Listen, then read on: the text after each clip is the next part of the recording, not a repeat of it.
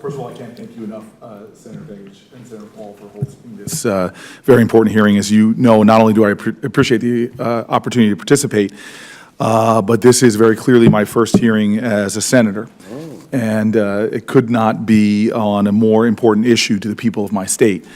I would also like to thank those testifying, including a longtime friend of mine, Secretary Donovan, who has been a partner with me on many issues back when I was mayor, and I look forward to working with him even closer now to the benefit of our state. I look forward to hearing what he has to say, as well as those others that are testifying today, especially Administrator Fugate, because we're going to be meeting later on this week to discuss the issues, and I'm appreciating you making time to do that.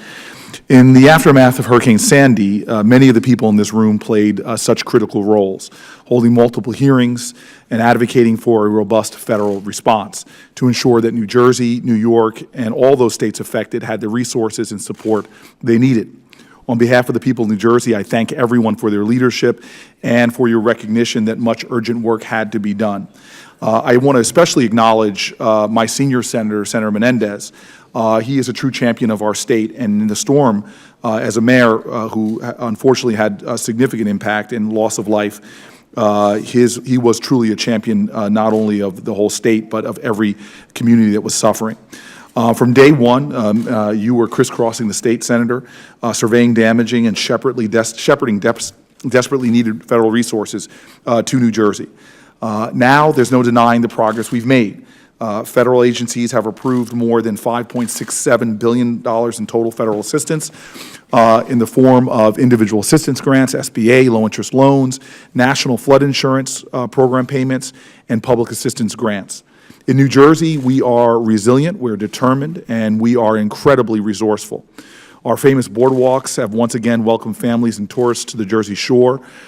Cities like Hoboken, Atlantic City, and of course Newark are coming back, bustling with activity, and families and business people continue to pick up the pieces and move forward. Still, far too many are recovering, and it's challenging, and it's a daily struggle. From Little Ferry in North Jersey, where we were just last week, to Manalocan on the shore, thousands remain out of their homes, and countless businesses have been washed away, that were washed away in the storm, have not been reopened. In July, I visited Ortley Beach. There were many signs of rebirth and renewal, and I ate in some of the restaurants, perhaps too many. But I also saw houses that stood like skeletons on the roadside, facades intact but insides gutted. And many of the residents I spoke to there on Roosevelt Avenue felt left behind and forgotten by Washington. They were still in pain. Many of them had challenges not just with D.C., but also with Trenton. I know no one in this room has forgotten those families, but they remind us that we have still so much more work to do. In New Jersey, we have an estimated gap of about $28.3 billion between what is needed for a full recovery and what we're receiving in federal support. This number considers residential and commercial sector support, reimbursement of municipalities, and critical mitigation activities. Though Congress passed a relief package in the aftermath of the storm, billions of dollars in federal assistance have yet to make their way to families in need. One state-run, federally funded homeowner assistance package, the Reconstruction, Rehabilitation, Elevation, and Mitigation Grant Program, provides up to $150,000 to individual families, critical dollars to help them rebuild their homes. Until last week, this $600 million program had yet to make even a single payment. The logjam in federal fundings, in my opinion, is devastating. Indeed, the delay has literally put lives on hold, entire families uprooted from their homes, small businesses still shuttered, retirements postponed. And I've heard directly from many of those affected painful stories of strong people struggling against still incredible odds, but determined to make it one way or the other. As I travel across my state, there's understandable concern. People ask, why did the Sandy bill take so long in the first place? They speak of a bureaucratic maze that forces those impacted by the storm to complete reams of what seems to be unnecessary paperwork sometimes just to be considered for federal aid. They detail stringent federal regulations that leave little to no flexibility to local officials who know their communities best. They worry of pending hikes in their flood insurance rates as well. We must increase our sense of urgency to get funding out the door as quickly as possible while still remaining good stewards of taxpayer dollars and always protecting against fraud and abuse. It is critical that we provide for accessible, sensible grant programs and specifications, and to avoid something that has been championed by all the people to my right, flood insurance rates, the rising of flood insurance rates at a time when it would bring severe economic distress to too many families who are recovering after disaster. As this committee knows too well, recovery from a national disaster of this magnitude is a very long process, and it is not easy. But as hard as it seems for those here who have been toiling for over a year to make this work, we can be sure that it is much, much harder for the thousands of New Jersey families and business owners. They are the ones who are deserving of a helping hand in the wake of this terrible storm. So my commitment to them is to join with all of you to ensure that folks from the Maurice River to Little Ferry to Ortley Beach and everywhere in between get the help they certainly need, the help they rightfully expect, and the help that they definitely deserve. I look forward to working hand in hand with state and local officials, my fellow senators, and members of the administration to make this recovery period as short, efficient, and successful as possible. Thank you. Thank you very much. I have Senator Menendez next. Well, thank you, Mr. Chairman. And since you're going to include our full statement for the record, I'm not going to go through it all, but there are some couple of points I want to highlight, particularly for the committee's consideration as it moves forward in thinking about future disasters. And let me just say I'm thrilled to be here with my colleagues from New York who were extraordinary in our joint effort. Processes for all of these projects. Thank you very much, Senator Booker. And we'll probably have time for another round if there's available questions. Senator Bekich, I just want to say again, thank you for holding this hearing. I have a lot of affection for you, even though we've only been colleagues for 6 days. But that affection is born from the fact that you know what it's like to be a mayor. Yeah. And the difficulties you have grappling with real issues on the ground every single day. People don't know what a secretary's number is. They don't know what necessarily a legislator's number is, but they know where you live. And it's something that I take very, very seriously. And I just want to say to the panel assembled, I'm grateful that you're here. Only been here for 6 days. I still have that new senator smell, I'm told.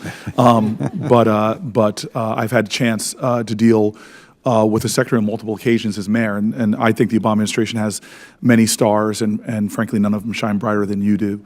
The frustration my office already has is that we are dealing with lots and lots of people who feel this sense of discontent, ill at ease, frustration, and a lot of stories, and we're unraveling them, and your team, the team assembled here, has been incredible with my office. Again, Mr. Fugate, I look forward to meeting with you and bringing to you a lot of the individual concerns that we're not necessarily necessary to go through here because you've made yourself so available. And I'm sure I can expect the ability to meet with all of you as I deal with what is a sense of urgency for my office. Secretary Donovan, thank you very much. You can call me Cory. I know the best thing about you is that your head is with the entire state, but you married a New Jerseyan, so your heart is with New Jersey, I'm sure. As your colleague says, I married up. Yes, you did marry up most exceptionally. For me and my office, and we plan on spending a lot of time in the district over this next month, meeting with a lot of families, because many of them don't know who to call. They're so frustrated. They don't feel like they can rely on government anymore. They've gone through some of the red tape and gotten nowhere. And so as we stood, so the 2 points I want to make is to the chairperson, I'm hoping that we can do more of these as the recovery continues, because this is not going to be finished in a month, in 2 months, in 5 months, but this is very good as we move forward. Very quickly on that, I will tell you one of the goals of this committee and another committee that I chair is one of the roles the Senate should do more of is oversight like this. So we're not waiting for a crisis to occur, but 6 months from now or a year from now, we're going to have these same conversations because we want to keep track of how it's going.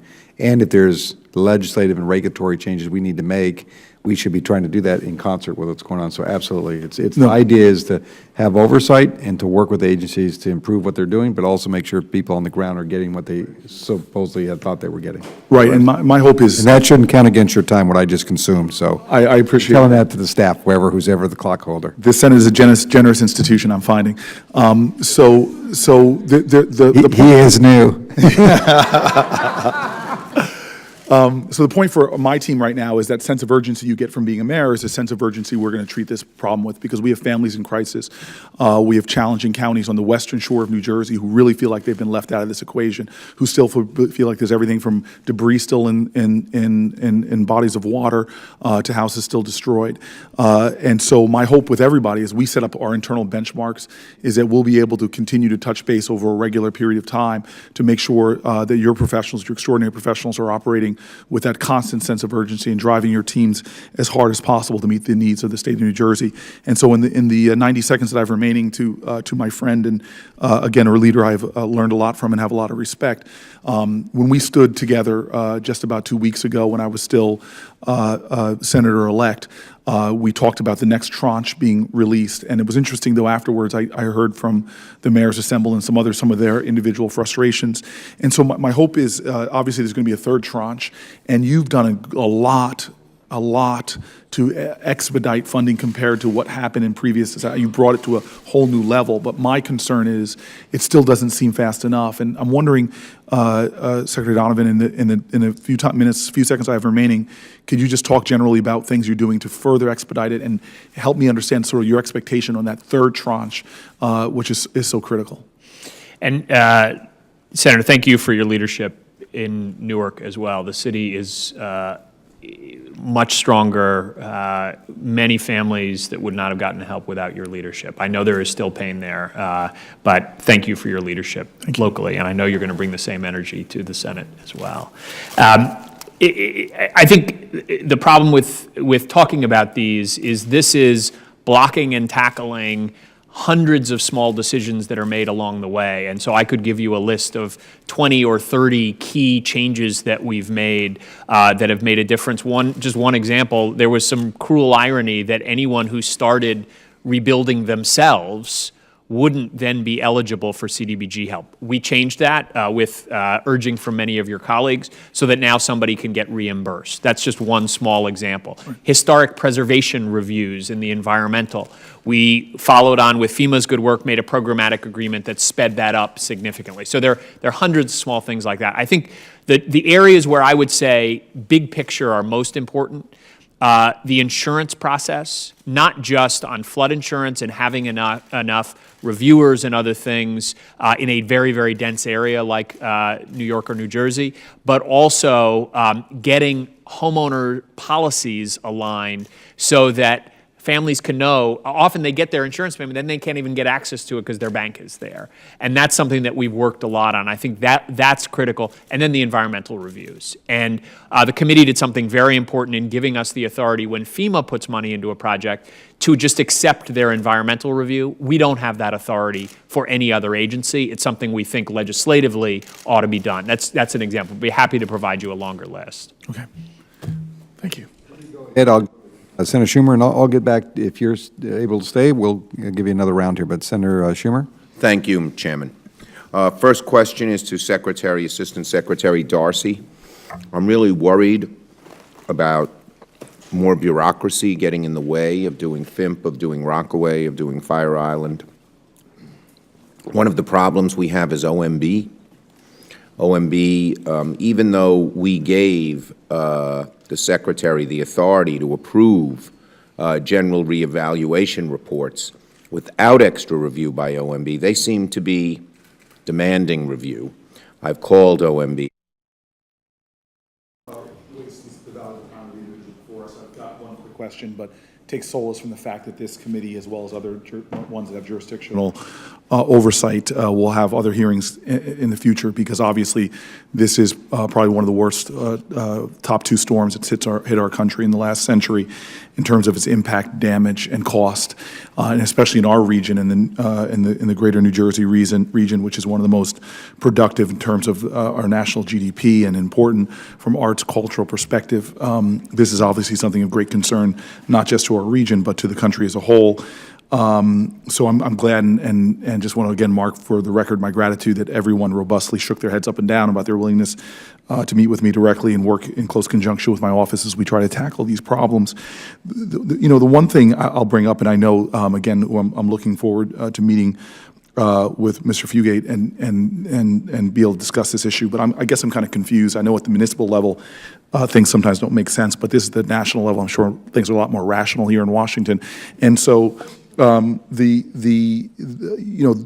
thing that has chilled my understanding of what's going to happen to my region when the flood insurance rates go so up, it's going to completely devastate in areas of New Jersey. And not only will it affect homeowners, but they won't even be able to sell their homes, because who's going to buy their homes often with such high insurance levels? And from my understanding, that, and just my beginning to dig into this personally, when Biggert Waters passed, it required FEMA to do a study about the insurance affordability and the impact it would have on the region. And it seems like a critical thing before you allow the phasing in of these incredibly high insurance rates, that we would know sort of what we're going to do to that region. So I guess just for a matter of the record for now, and something that we could definitely get into more when we talk, could you let me understand what's going on with that study and what it really says about the devastating impact, potential devastating impact this could have to regions like mine? Yes, Senator. The goal of Biggert Waters was to move towards an actuarially sound insurance program that would encourage private sector participation, because we would no longer subsidize rates below market value. There were many pieces to that, and generally when you would see legislation that would tie a specific action before further action would go, the language would have been written so that the affordability study would have been requirement before you went to the next steps. The way the legislation was written, it was all done concurrently. So the phase-in of the rates was not tied to an affordability being done. It was affordability study was to be completed, but not hold up any of the other implementations. And I think this is the area we've come back and worked, and Senator Menendez had asked for technical drafting assistance, that the initial funding that we were given and timeframes, we went to the National Academy of Science. They informed us that in the timeframes given and the funding provided, they could not complete the study. So help me understand this. Does that even in any way seem rational to you, to let the phasing in happen without even understanding, having the study completed? The ability to not phase in was not permitted in the legislation. There were certain timeframes that we were required to implement those phase-ins to start moving towards actually based. A year ago, we had already done secondary homes, commercial, and repetitive loss. The next steps were for those people that are currently subsidized to begin phasing them in over a period of time. And then the one that's causing the most immediate problem is for those folks where we're seeing map changes, where there is a very limited phase-in. And all of these changes were predicated upon when the legislation was passed, you had certain timeframes to get that done. And the only delays was the regulatory process of implementing those rules for that. So the affordability study, although still required, again, we provide the technical drafting assistance that we need to be able to expend the funds that the National Academy of Science says would be required, and allow the timeframes they stated it would be allowed, and then postpone the increases for those areas until that study is done. So that sounds like a recommendation. In other words, it makes sense to do this, to do the study. The study right now is not being done, nor do we have the money to do the study, but yet we're still moving forward with the phasing in. It sounds like you're saying that the advisable thing to do would be to do it right, to actually understand, to do the study, allocate whatever resources are necessary so we understand and we don't fly into this blind and hurt a lot of people. Again, understand that as the legislation was signed into law, we've been implementing the law as it's been designed. This is an area that when Senator Menendez, in the previous hearing that I testified on flood insurance, he specifically asked for us to support technical drafting assistance, and that is exactly what we've been working on, is how do we make insurance so that we don't subsidize risk beyond which there's a return of benefit to the taxpayer. But obviously, the intended goal should not also be place people out of their homes, because we make insurance so unaffordable for existing homeowners. I understand that. I guess what I'm missing is the link, and I'll talk to Senator Menendez about this. Yep. I guess I'm missing the link. So, in other words, you've provided the technical assistance, but it's still not done because... It still will require legislative action to change this to be signed into law, because as we understand the law, we were not given any flexibility in implementing the timeframes, once we had the regulations done, that the affordability study was not, the increases were not dependent upon the affordable study being done. It was written in such a way that it was all being done concurrent. So you're saying it's really on the legislature to act in order for this to be done the way it should have been done? As Senator, as I testified last time,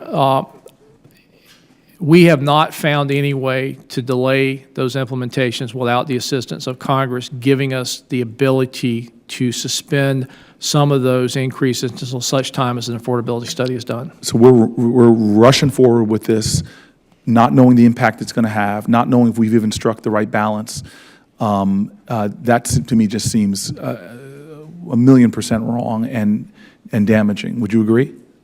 Well, I would agree, as I've testified, that if we don't address affordability, our risk is we're not going to be able to move this program to a sound basis. We'll continue to subsidize risk and encourage growth and development where we probably shouldn't be building that way, and we're going to put people out of their homes. Right. So there is a balance here that has to be struck between looking at affordability, but not artificially creating a situation that we're subsidizing risk at such a low rate, we continue to increase our vulnerabilities to future disasters. We have got to change how we're building.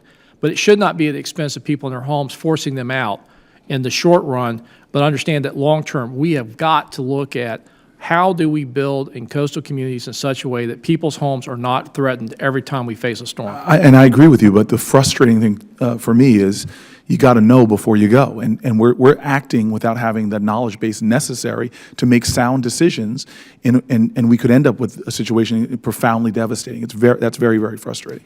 Senator, if I could just, 2 points I would make here. One is that this is an issue the administration raised when Bigger Waters was passed. In our statement of administration policy on this, we raised the fact that there was not an affordability provision that would allow us to protect folks. It's an issue that we raised in the Sandy Task Force report.